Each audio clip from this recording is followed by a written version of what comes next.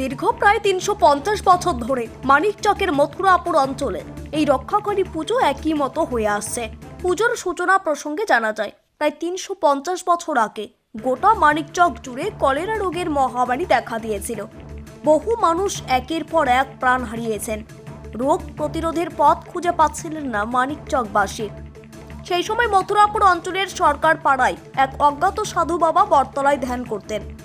তখন ওই সাধু এলাকাবাসীকে কলেরা মহামারী থেকে বাঁচতে মা রক্ষার আরাধনার পরামর্শ দেন।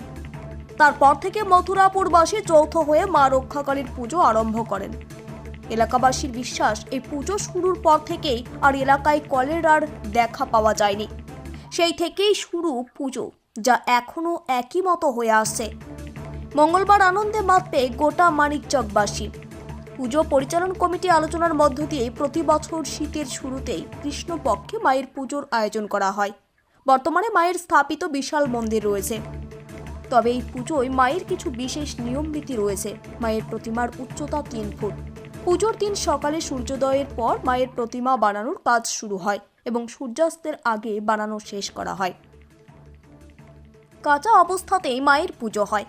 পুজো শুরুর সময় থেকে মায়ের প্রতিমা বানিয়ে আসছে স্থানীয় বসাক পরিবারের সদস্যরা। বংশ পরম্পরায় বসাক পরিবারের সদস্য জিতেন বসাক বর্তমানে প্রতিমা বানাচ্ছেন। তিনি কর্মসূত্রে কলকাতায় সহ পরিবার বসবাস করেন, কিন্তু মায়ের প্রতিমা বানানোর জন্য সমস্ত কাজ ফেলে গ্রামের বাড়ি ফিরে আসেন, অর্থের জন্য নয়, মায়ের প্রতি শ্রদ্ধা নিবেদন করতেই। মঙ্গলবার সন্ধ্যা থেকে মায়ের পুজো আরম্ভ হবে, যা সারা রাত ব্যাপী চলবে এবং ভোরের কাক ডাকার আগেই মায়ের প্রতিমা পাশের ফুলহার নদীতে নিরঞ্জন করা হয়। পুজোর সারা রাত বলি প্রথা চলে। প্রায় প্রতি বছর ১৫০০রও বেশি পাঠা বলি হয় সেখানে। তবে পাঠা বলির বিশেষ নিয়ম রয়েছে, প্রতি মিনিটে ৫টি বলি হয়। তবে পিছিয়ে নেই মুসলিম সম্প্রদায়। মুসলিম সম্প্রদায়ের মানুষজন নিজেদের মানত শোধ করে মায়ের চরণে দান ও পাঠা দেন, তবে সমস্তটাই গুপ্তভাবে। এক রাতের এই পুজোয় সারা মানিকচকবাসী মত্ত থাকেন। মায়ের মন্দিরের পাশে আমবাগানে বিশাল জাঁকজমক মেলা বসে।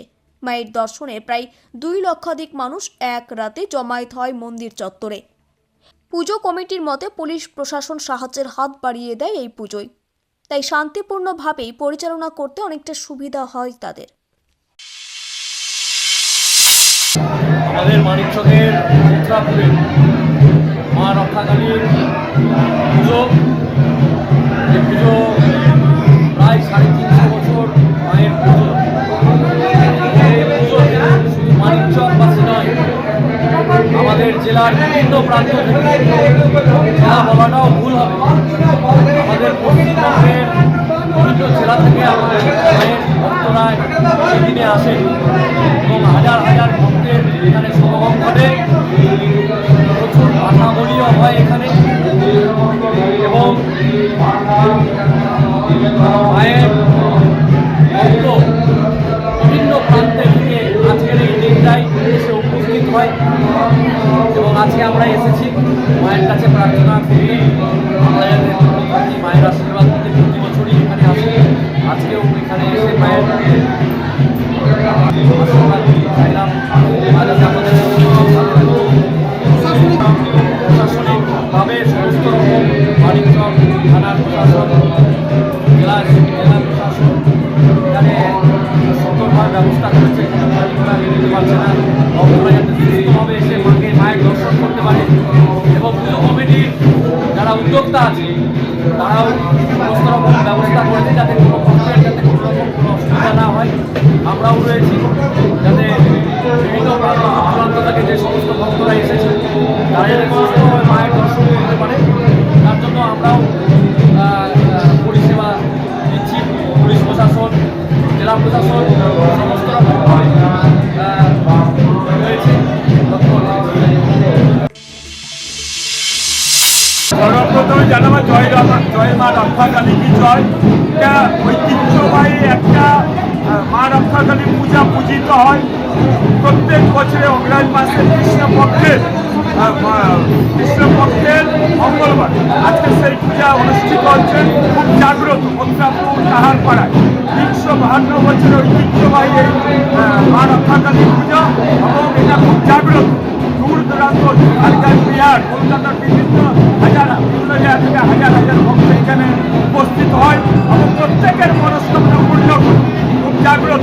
এবং এটা কথিত আছে 352 বছর আগে এখানে কলেরা মহামারী দেখা দিয়েছিল এবং তখন একজন এসেছিলেন, এক সাধু সন্ন্যাসী এসেছিলেন, বলেছিলেন মা রক্ষাকালীর পূজা করতে হবে।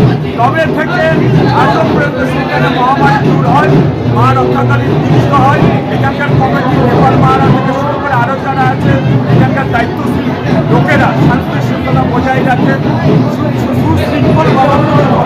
সনাতন ভক্ত হিন্দুদের একটা ঐতিহ্যবাহী পুজো এটা এবং প্রত্যেক সনাতন এক হয়ে সুরক্ষা যেরকম পায় সেরকম প্রত্যেকের মনস্কামনা যেন পুজো কালীরা কাছে প্রার্থনা করব সকল ভক্তদেরকে, সকল সনাতন হিন্দু ভক্তদেরকে, সনাতনদেরকে একত্রিত করে তাদেরকে সুরক্ষা দিক, তাদেরকে ভালো রাখবো, তাদেরকে সুস্থ রাখবো, তাদের মনস্কামনা পূর্ণ হোক।